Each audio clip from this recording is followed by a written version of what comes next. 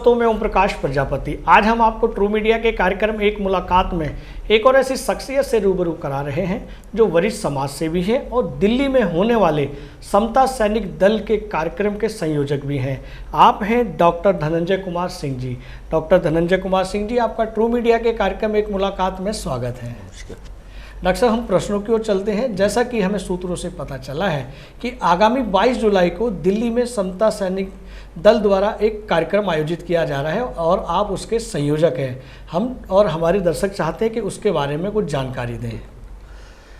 22 जुलाई 2023 शनिवार को समता सैनिक दल और all India SC/ST OBC minority doctor employ association संयुक्त तत्वाधान में गुरु तेग बहादुर अस्पताल दिलसाद गार्डन में एक कार्यक्रम का आयोजन किया जा रहा है, जिसमें ये निश्चय किया गया है कि करीबन 500 मेधावी छात्र जो SC/ST OBC और माइनॉरिटी कम्युनिटी से बिलोंग करते हैं, क्या बात है, 500 बच्चों को सम्मानित किया जाएगा जिन बच्चों ने 10वीं और 12वीं क्लास के एग्ज़ाम में 75% से ज़्यादा मार्क्स प्राप्त किए हैं। कुछ वैसे छात्रों को भी सम्मानित किया जाएगा जिन्होंने हाल में इस साल नीट, IIT, क्लैट, MBA वगैरह और कुछ एग्जाम्स में जिन्होंने क्वालिफाई किया है। क्या बात है, क्या बात है। डॉक्टर साहब, इसके अलावा भी कुछ ऐसे छात्र हैं जिन्होंने SC/ST OBC के बच्चे हैं, उन्होंने नीट में भी बहुत अच्छा क्वालिफाई किया है। क्या उनके लिए भी कुछ है इसमें? बिल्कुल, जिन बच्चों ने नीट में क्वालिफाई किया है उनको भी सम्मानित किया जाएगा। जी डॉक्टर साहब, हम आगे बढ़ते हैं। जैसा कि आपने बताया कि सैनिक समता दल के द्वारा और आपके SC/ST OBC माइनॉरिटी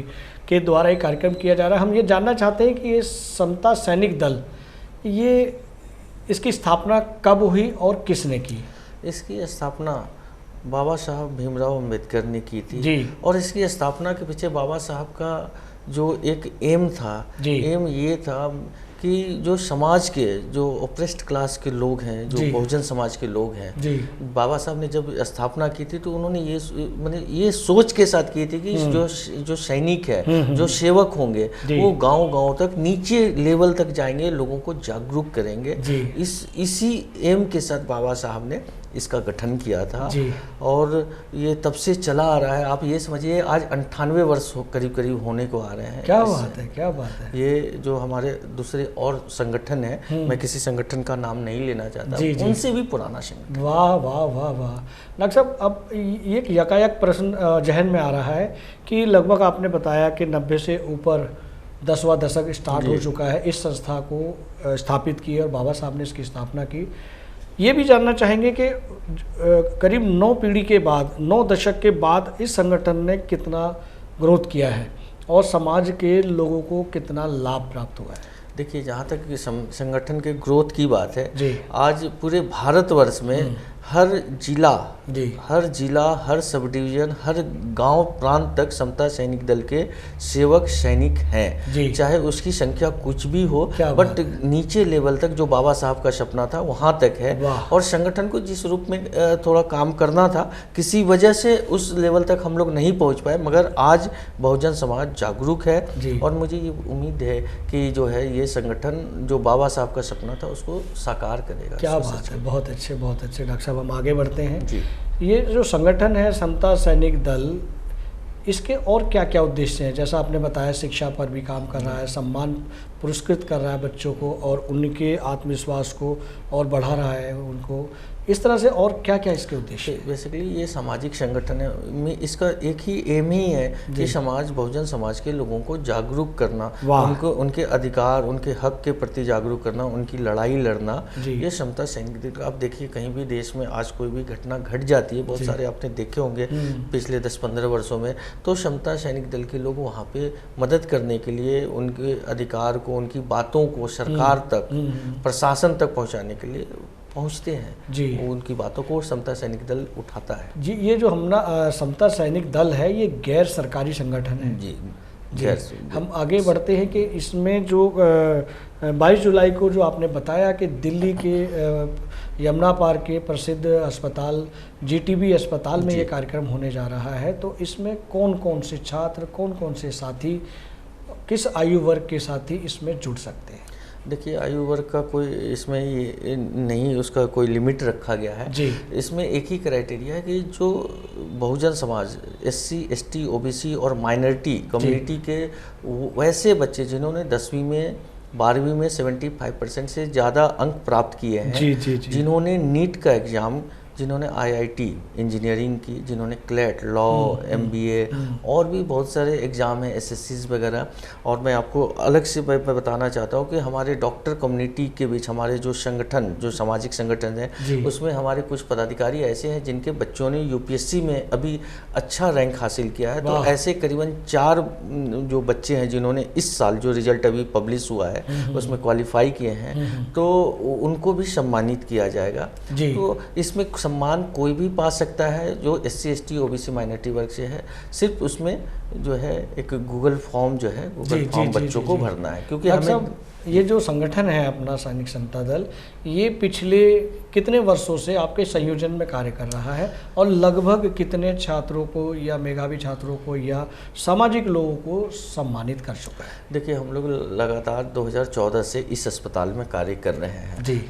हर वर्ष हम सम्मानित करते हैं, बट इस वर्ष जो है कुछ हम लोगों ने अलग हटके करीबन 500 बच्चों को सम्मानित करने का। 500 एक बहुत बड़ी संख्या होती है। बिल्कुल, बिल्कुल। और साथ में मैं आपको थोड़ा जोड़ना चाहता हूँ, इसमें मुझे व्यक्तिगत तौर पे राजस्थान, पूर्वी उत्तर प्रदेश, मध्य प्रदेश से फ़ोन आ रहे हैं कि डॉक्टर साहब मैं, ये पैन इंडिया कार्यक्रम है, ये राष्ट्रीय स्तर का कार्यक्रम है। ऐसा नहीं है कि ये दिल्ली और गाजियाबाद, नोएडा, NCR का है। कोई भी बच्चे, भारतवर्ष का कोई भी बच्चा इस कार्यक्रम में, बट उसकी क्राइटेरिया जो है कि उन्होंने 75% अंक प्राप्त किया हो और करेंट सेशन में जिन्होंने इसी वर्ष 10वीं और 12वीं का परीक्षा पास किया। जो व्यक्ति दिल्ली NCR से दूर से आ रहे हैं कि अन्य राज्यों से आ रहे हैं, उनके आने जाने का DA और खाने की व्यवस्था, रहने की व्यवस्था, इस तरह का क्या इसमें व्यवस्था है? उनके रुकने की व्यवस्था हम लोग कर रहे हैं। आज ही हमारे MTNL में संगठन है, क्योंकि हम देखिए ये कार्यक्रम हम यहाँ कर रहे हैं, ये पूरे सामाजिक संगठन, तो हमारी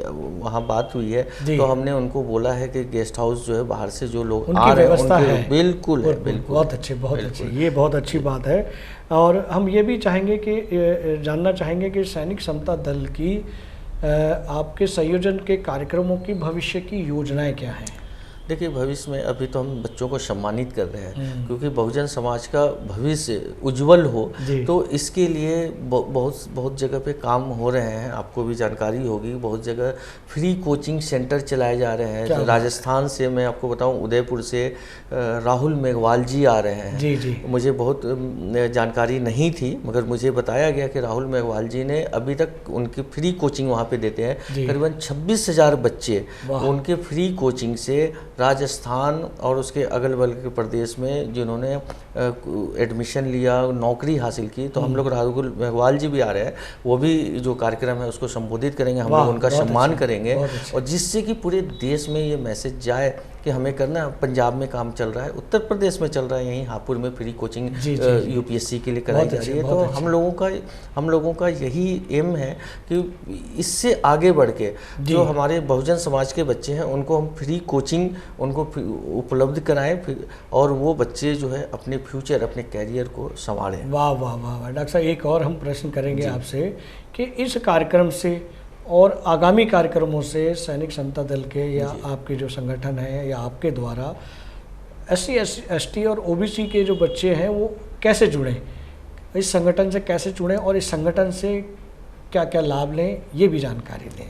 देखिए, जहाँ तक जुड़ने की बात है, तो जुड़ने के लिए जो है इस कार्यक्रम से एक लिंक है, लिंक के माध्यम से वो जुड़ेंगे, और जो उनके बायोडाटा होंगे, जो उनके जो डिटेल्स होंगे, जी उनके डिटेल्स होंगे, तो हम लोग कोशिश ये करेंगे, क्योंकि ये 10वीं पास बच्चे हैं, 12th पास बच्चे हैं, क्योंकि इन्हीं के ऊपर, इन्हीं के कंधों पे देश का भविष्य है। तो इनके जो डिटेल्स हैं हम इनको कंटिन्यूस हमने इस कार्यक्रम में कैरियर काउंसलिंग का भी रखा है, जिसमें हमारे दिल्ली यूनिवर्सिटी JNU के जो छात्र हैं जिन्होंने PhD कर लिया है, कर रहे हैं, वहाँ पे यूथ फॉर सोशल जस्टिस नाम का एक संगठन चलता है, तो वो भी आएंगे कि जो सेंट्रल यूनिवर्सिटीज़ आज आप देख रहे हैं सेंट्रल यूनिवर्सिटीज़ है, तो वहाँ पे एडमिशन के लिए जो कॉमन इंटरेस्ट होता है उसके लिए बच्चों को, क्योंकि देखिए बहुजन समाज के बच्चों को जानकारी नहीं होती है।